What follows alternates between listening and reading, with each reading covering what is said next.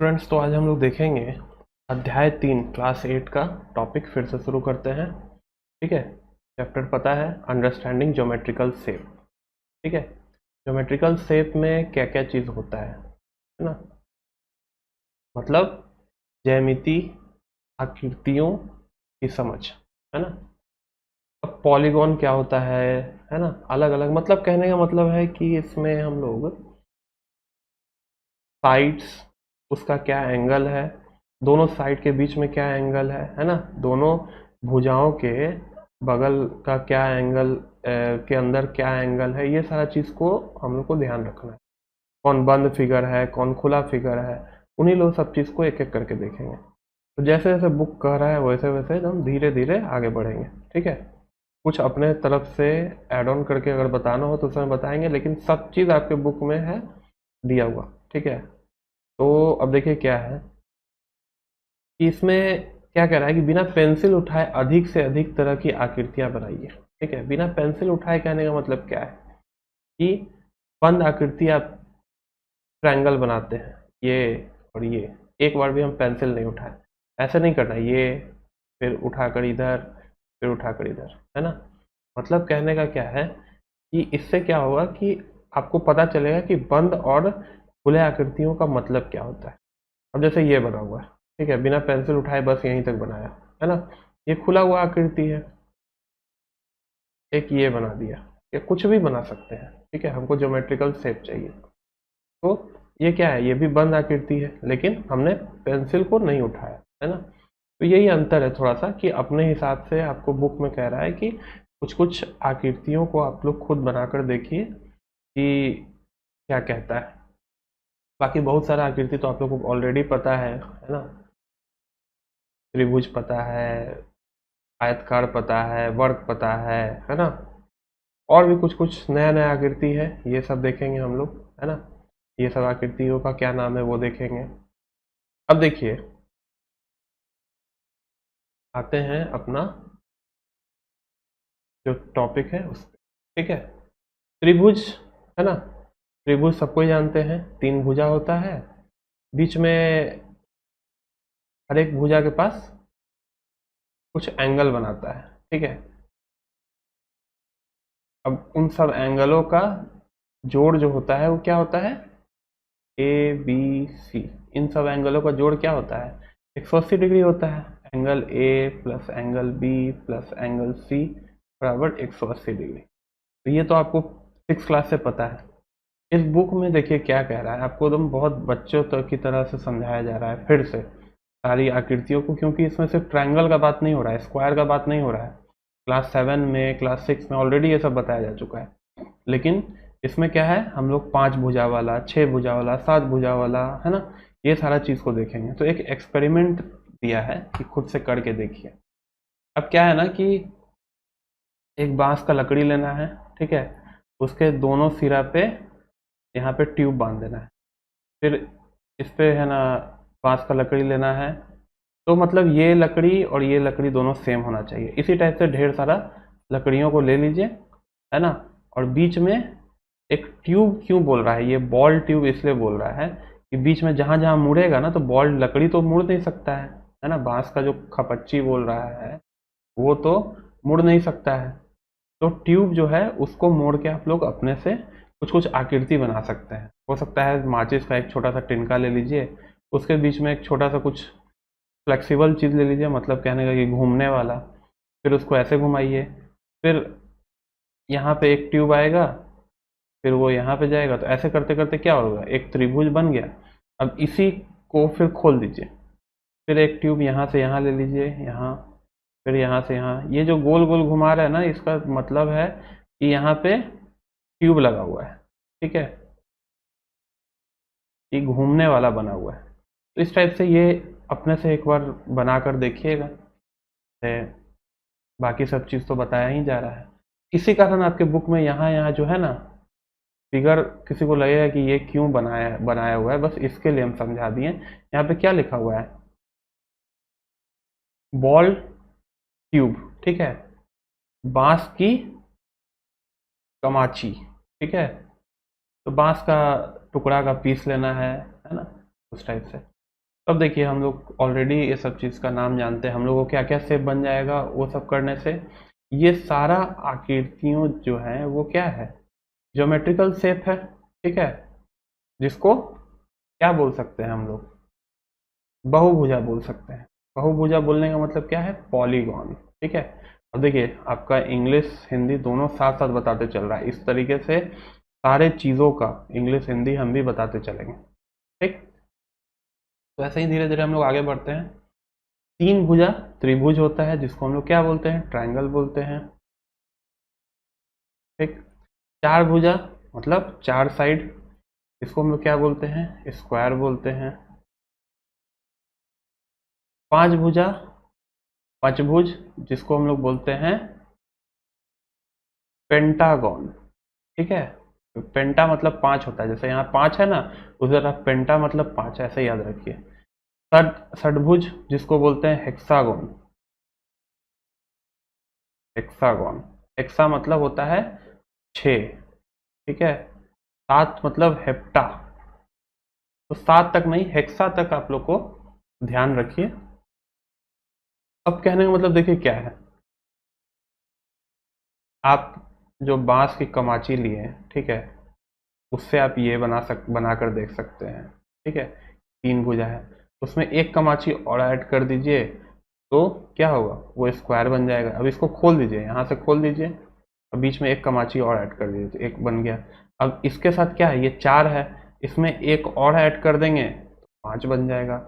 उसमें क्या है, फिर एक और ऐड कर देंगे, लकड़ी का पीस, छः बन जाएगा। इस टाइप से धीरे धीरे हम लोग क्या कर रहे हैं, भुजा जो है उसको बढ़ा रहे हैं, है ना, साइड्स को बढ़ा रहे हैं।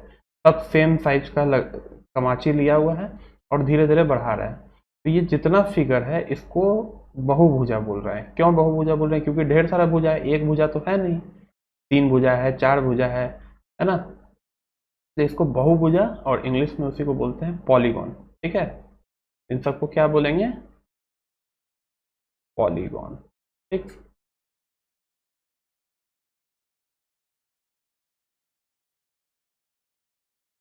अब देखिए आगे क्या है, बहुभुजा का विकर्ण। विकर्ण का मतलब होता है डायगोनल। डायगोनल का मतलब क्या होता है अभी आगे बताते हैं, ठीक है। ऐसे ही बस छोटा छोटा टॉपिक है। अब देखिए क्या है, विकर्ण कहने का मतलब क्या है, मान लीजिए कि आपका ये एक स्क्वायर है ए बी सी डी। अब डी के लिए विकर्ण क्या होगा, सामने होगा, ठीक। और अगर फिगर ये नहीं बना सकते, मान लीजिए एक और फिगर बनाते हैं, नेमिंग हो सकता है, चेंज हो सकता है, A B C D. B के लिए विकर्ण बनाना है, ठीक है, मतलब डायगोनल बनाना है, तो ये बन गया, ठीक। कहने का मतलब क्या है कि अगर डायगोनल हमको बनाना है, ठीक है, तो हर एक साइड का, जिसके साइड बनाना है उसके अपोजिट साइड को उसको मिला देना है।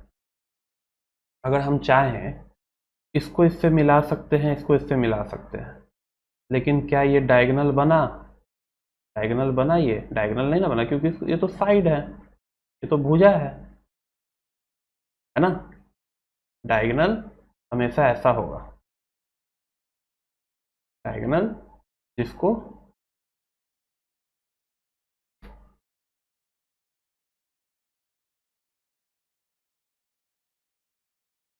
विकर्ण कहते हैं, ठीक।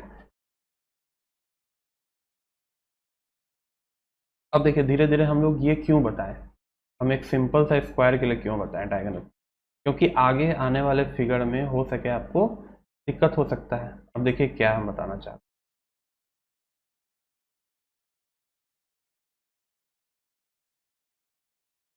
अब हम क्या करेंगे, पांच भुजा वाला बनाएंगे, ठीक। देखिए भुजा सबका बराबर होगा, है ना, कोई बड़ा कोई छोटा नहीं बनाना है, सारा भुजा जो है वो बराबर है, ठीक। अब क्या है कि इसको फिर से नेमिंग कर देते हैं, ए बी सी डी ई, ठीक है। अब इसके लिए फिर से हमको लिख दिया क्वेश्चन में कि विकर्ण बनाइए, ठीक है। विकर्ण क्या होगा इसका। ई से विकर्ण क्या क्या जाएगा, देखिए अब ध्यान से।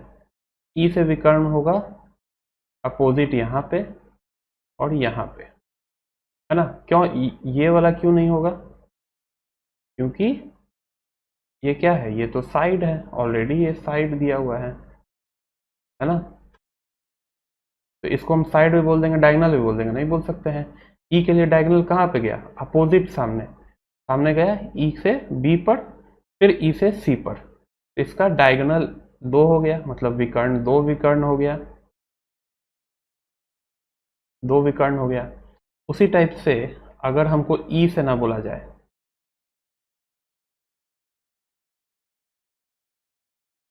बोला जाए कि ए से, है ना। फिर से इसको नेमिंग कर देते हैं, ए बी सी डी ई। अब ए से विकर्ण बोला जाए तो फिर से हम क्या करेंगे, उसके सामने वाला सी पे, के सामने वाला डी पे विकर्ण बनाएंगे। तो ई के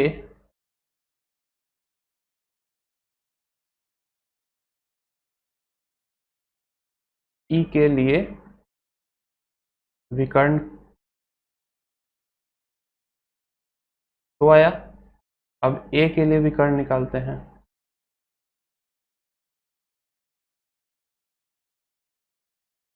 ए के लिए विकर्ण भी क्या आ जाएगा, 2 आ जाएगा।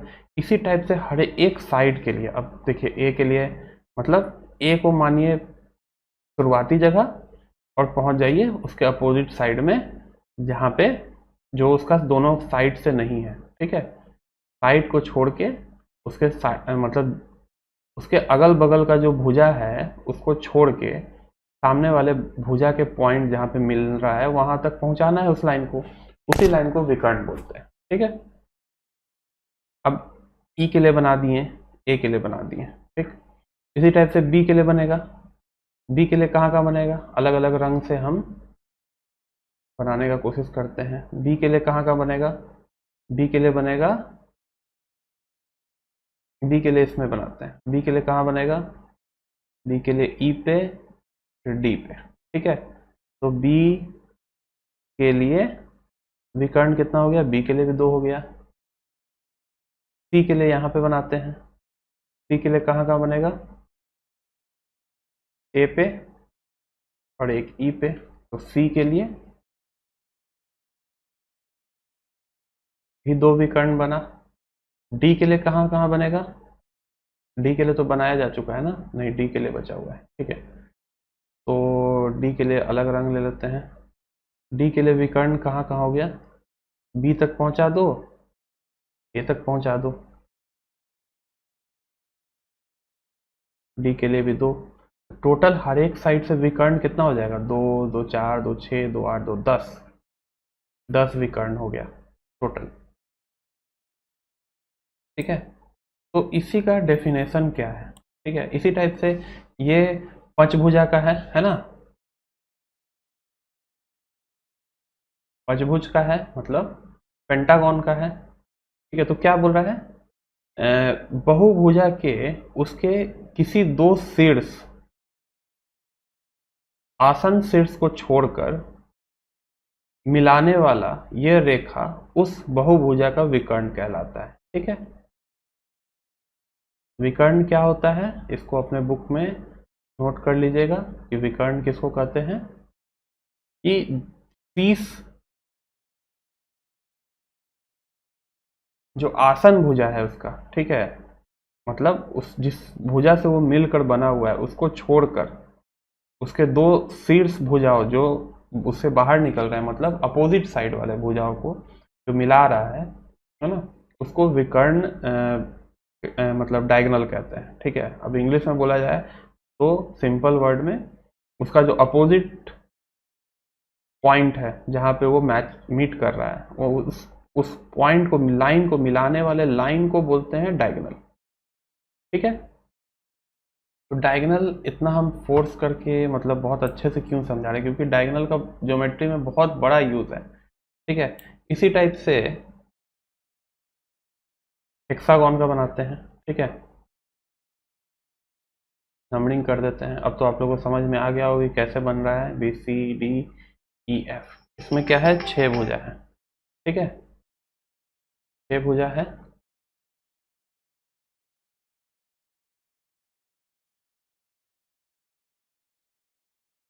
ठीक है, तो अब हम लोग देखेंगे हेक्सागोन के लिए। इसके लिए विकर्ण क्या होगा, डायगोनल क्या होगा। ई के लिए बनाइए, ई के लिए अपोजिट यहाँ पे जाएगा, फिर यहाँ पे जाएगा, फिर ए पे भी तो जा सकता है, मतलब ई पॉइंट के लिए 3 डायगोनल। ठीक, उसी टाइप से डी पॉइंट के लिए देखिए, डी पॉइंट के लिए बी पे जा सकता है, ठीक है, बी पे जा सकता है, मतलब जिससे मिलकर वो पॉइंट बन रहा है। अब डी पॉइंट किससे किससे मिलकर बना है, डी पॉइंट एक ई है एक सी है, इससे डी मिलके बना है ना, डी का जो एंगल है वो इससे, तो ये दोनों क्या होगा, डी के लिए साइड हो गया। तो इस दोनों को छोड़ के बाकी जो भी पॉइंट है सब डायगोनल बना है। ठीक, वो विकर्ण बोल सकते हैं, कहने का मतलब। अब क्या किए, ये इसको छोड़ दिए, इसको छोड़ दिए, बाकी जो भी 3 पॉइंट है एफ बी और ए, एफ बी और ए, ये तीनों को क्या किए, मिला दिए, है ना। और ये लाइन को क्या बोलते हैं, डायगोनल बोलते हैं। ठीक, तो डी पॉइंट के लिए भी 3 डायगोनल, इसी टाइप से सी के लिए 3 होगा, बी के लिए 3 होगा, ए के लिए 3, एफ के लिए 3। ठीक, तो इस टाइप से अब ज्योमेट्री फिगर पढ़ रहे हैं तो ये सब तो जानना जरूरी है, क्योंकि इन सब के बिना ज्योमेट्री पॉसिबल ही नहीं है।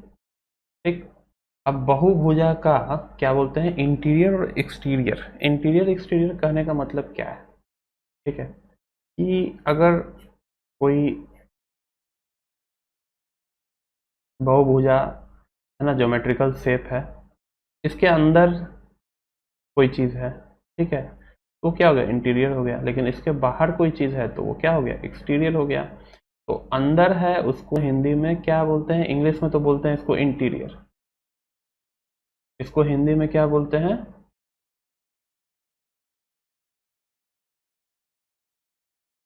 अभ्यंतर। ठीक, और जो बाहर है उसको क्या बोलते हैं, एक्सटीरियर, जिसको बोलते हैं बही भाग। ठीक, तो ये बस नाम है एक्सटीरियर इंटीरियर, अभी क्यों कह रहे हैं ये आगे अभी और पता चलेगा। तो अब देखिए बहुभुजा के कुछ प्रकार हैं, उसका क्या क्या चीज़ हम लोग को देखना है। तो देखो, उत्तल और अवतल बहुभुजा, ठीक है, यहाँ से आप लोग का सही मायने में ज्योमेट्री स्टार्ट होता है। ठीक है, उत्तल और अवतल बहुभुजा, उत्तल दर्पण अवतल दर्पण पढ़े थे, है ना। उत्तल वाले को क्या बोलते हैं, अवतल वाले को क्या बोलते हैं, अवतल वाले को कॉन्वेक्स और उत्तल वाले को कॉनकेव। ठीक है, बहुभुजा है तो पॉलीगॉन लगा दो। ठीक है, तो इंग्लिश में उत्तल बहुभुजा को कॉनकेव पॉलीगॉन बोलते हैं और अवतल वाले को कॉन्वेक्स पॉलीगॉन, बस। ठीक, अब बोलते तो हैं लेकिन अंतर क्या है इन दोनों में, अंतर क्या है कि कॉन्वेक्स पॉलीगॉन में क्या होगा ना, कि इसके अंदर का जो है इंटीरियर एंगल्स ऑफ पॉलीगॉन, मतलब अंदर जो पॉलीगॉन के अंदर का एंगल जो है वो ग्रेटर देन 180 डिग्री होगा।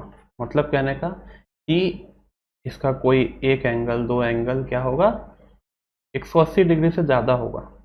ठीक है, और कॉनकेव वाला का क्या होता है कि इसका जो इंटीरियर एंगल होगा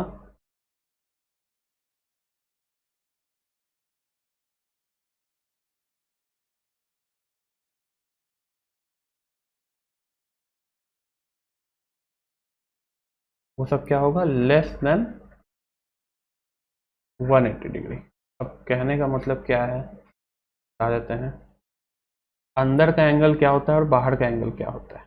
ठीक, जितना भी अभी हम लोग फिगर बनाए, ठीक है, जितना भी ये सारा फिगर हम लोग बनाए है ना, इसमें क्या था, ये था अंदर का एंगल है ना, ये सब अंदर का एंगल है, मतलब ये सब क्या होगा, अगर स्क्वायर है तो अंदर का एंगल 90 डिग्री होगा।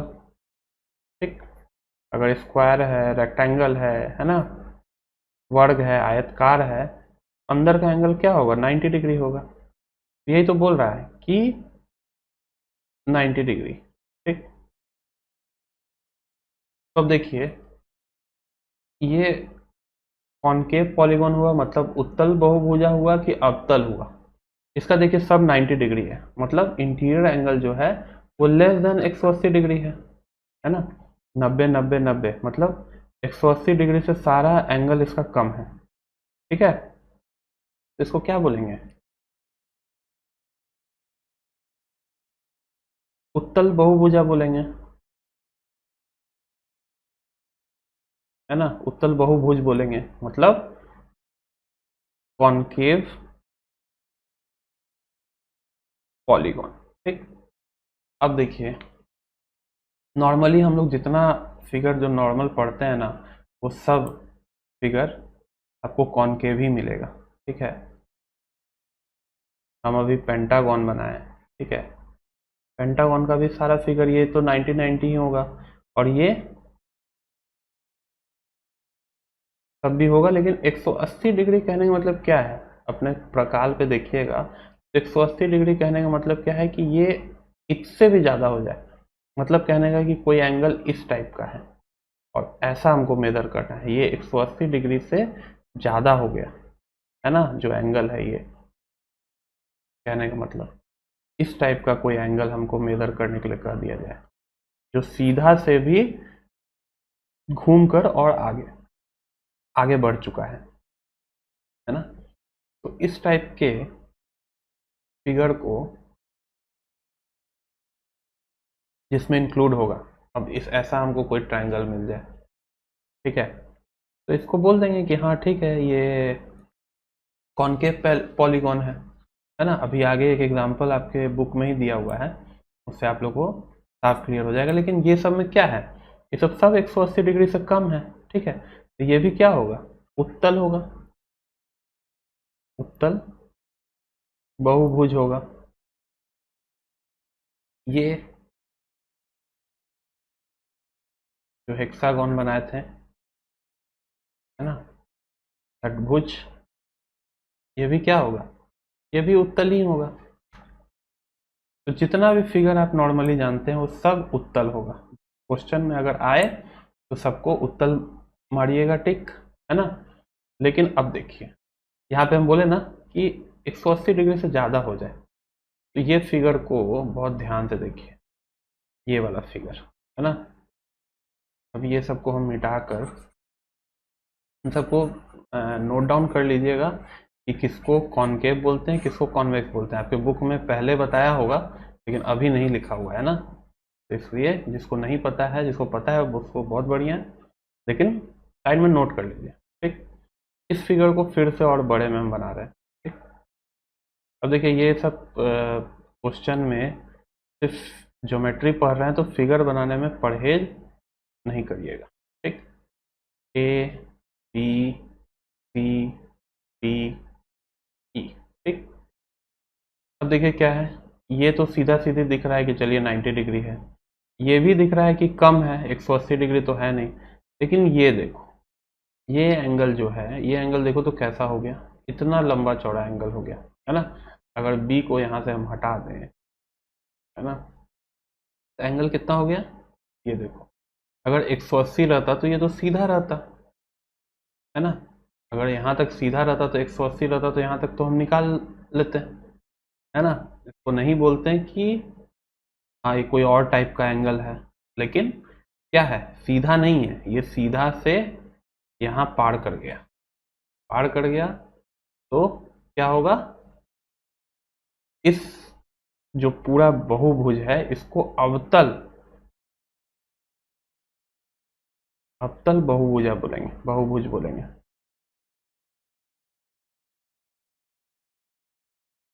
ठीक है,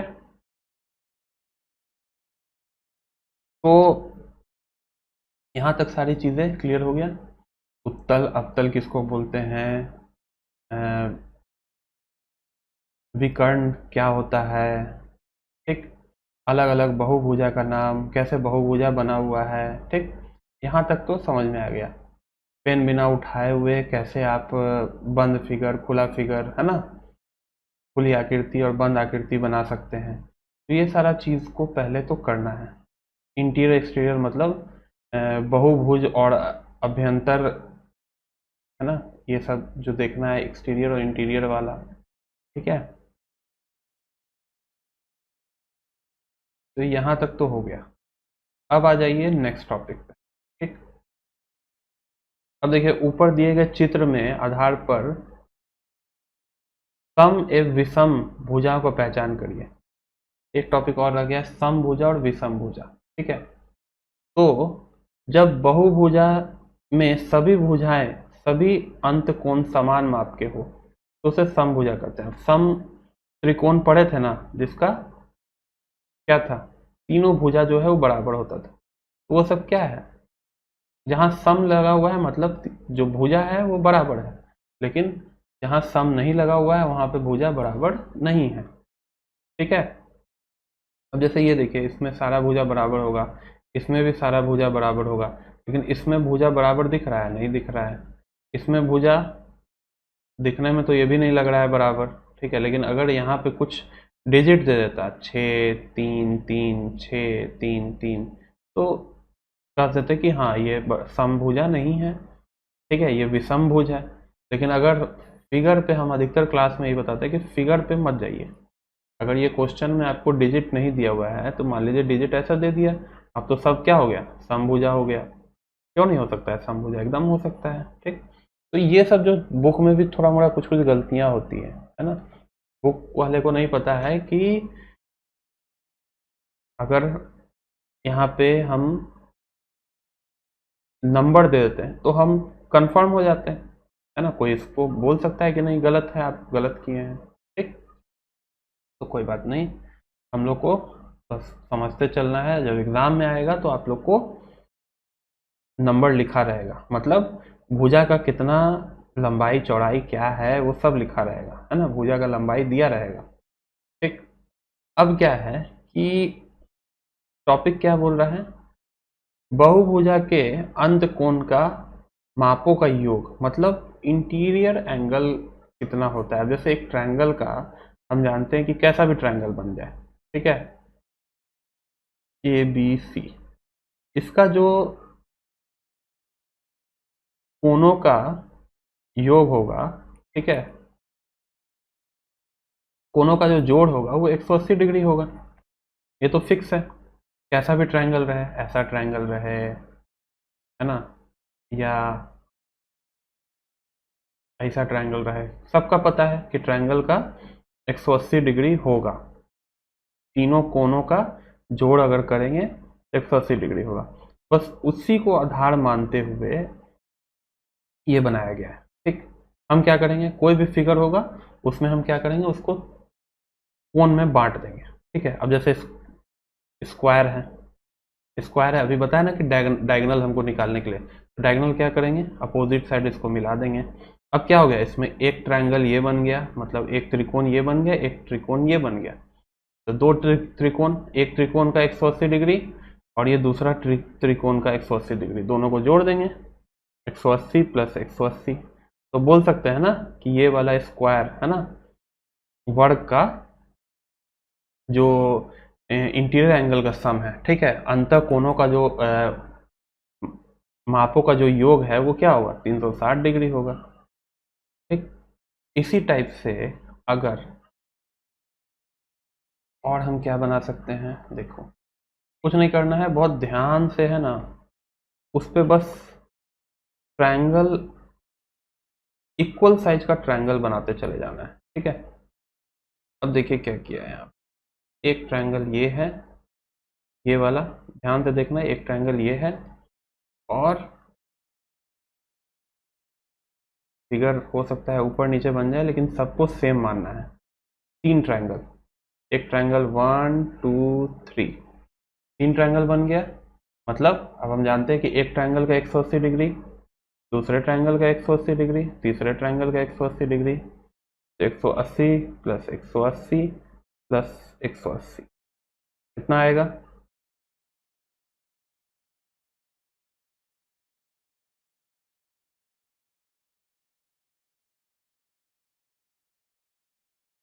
180 गुने 3 कर लो सीधा, ठीक है, 0 540 आ जाएगा, ठीक है। तो या समझ में आया कि तीन को जोड़ कर दें या गुने 3 कर दें, बात बराबर है। तो उसी के आधार पे क्या किया है कि अब क्या है कि हमको कितना भी भुजा दे दें हम उसको निकाल पाए, है ना, एक पैटर्न को नोट किया, ठीक है।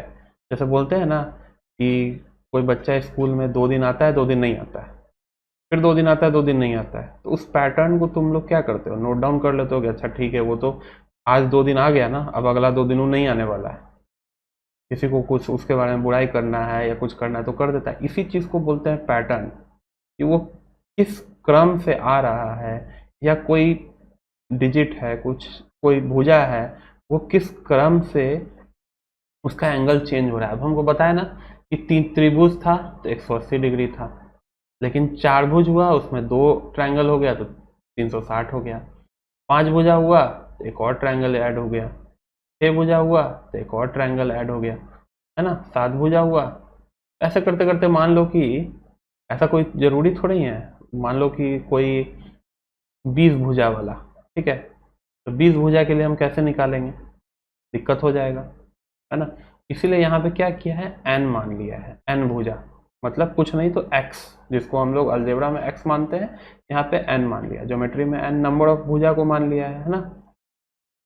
तो देखिए क्या करना है, अगर 20 भुजा माना हुआ है तो 20 - 2 कर देना है, ठीक है। 20 - 2 करेंगे तो क्या निकलेगा, बहुभुज में आने वाले त्रिभुजों की संख्या निकल जाएगा, मतलब 20 - 2, ठीक है, को मिटा देते हैं, एक एग्जाम्पल लेके ही बना रहे हैं, ठीक है। अगर हम 20 भुजा के लिए निकाल रहे हैं तो भुजाओं की संख्या कितनी होगी, त्रिभुजों की संख्या कितनी होगी, n - 2, करने का मतलब है कि 2 को माइनस कर दीजिए, आपको मिल जाएगा कि कितना भुजा, जैसे 4 था तो 4 में 2 माइनस कर दिया तो 2 त्रिभुज हम लोग को मिल गया था ना, ट्रायंगल। अगर 5 भुजा था तो उसमें से 2 माइनस कर दिया तो 3 ट्रायंगल मिल गया था। यही चीज तो पैटर्न है, इसी को तो नोट किया है यहाँ पर। उसी टाइप से क्या किया है, 20 - 2 कर देते हैं तो क्या हो गया, 18। मतलब अगर 20 भुजा वाला कोई फिगर बना हुआ है, ठीक है, तो उसमें कितना नंबर ऑफ ट्रायंगल बनेगा, डायगोनल वगैरह वो जो वर्गीकरण करके 18 बनेगा, ठीक। यहाँ तक सही है। अंतः कोण का माप, ठीक है, तो कोण का माप कितना होगा, फिर वही कुछ नहीं, एन के जगह पे 20 रखते जाइए सब जगह, खुद पे खुद सब आंसर देते चला जाएगा। 20 - 2, 2 गुने 18, 18 दूनी 36, ठीक, 36 आ गया। अब दूसरा क्या करना है, अंतः कोण ज्ञात करने का पैटर्न। अंतः कोण में कितना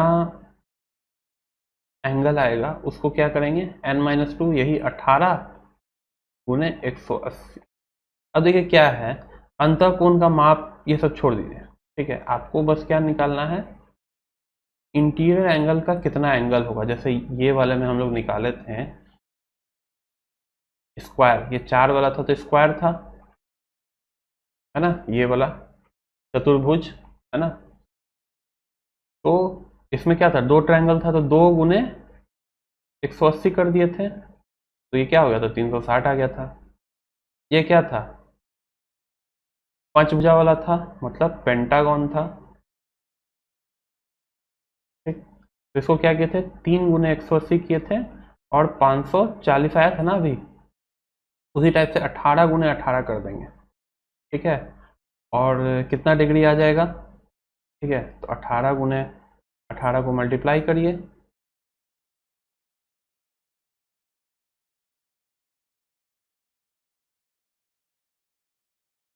दिख नहीं रहा होगा, हो सके।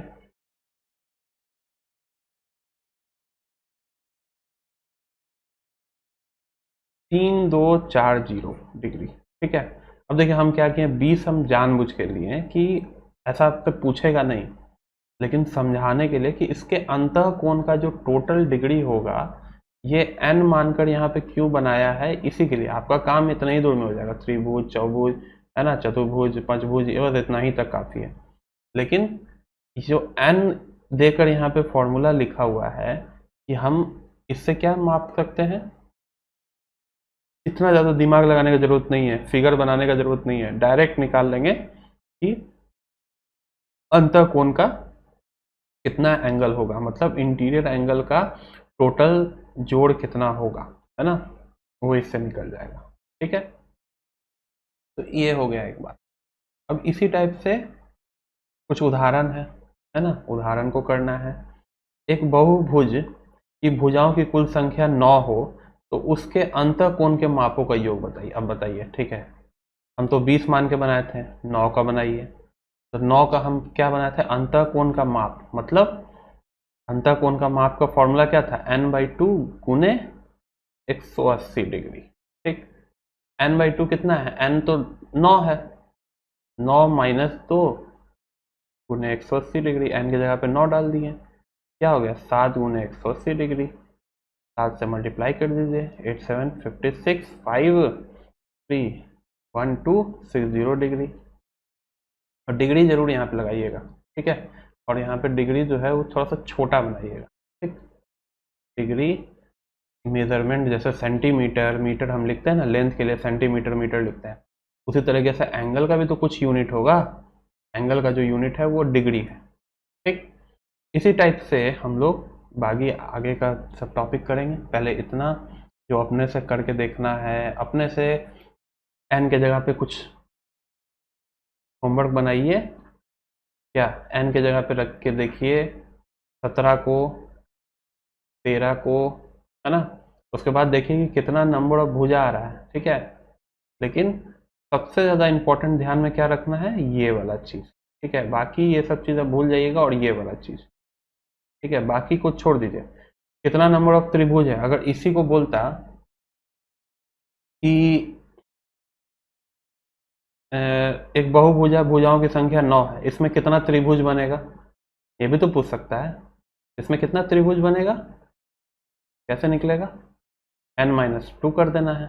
ठीक, n कितना है, 9 माइनस 2, मतलब 7 त्रिभुज बनेगा इसमें। ठीक है, तो बहुत इंपॉर्टेंट फॉर्मूला ये वाला हो जाता है। ठीक है, जिसको बहुत अच्छे से ध्यान में रखने की ज़रूरत है, जो अभी आगे भी हम लोग को काम आने वाला है। तो यहाँ तक सही है।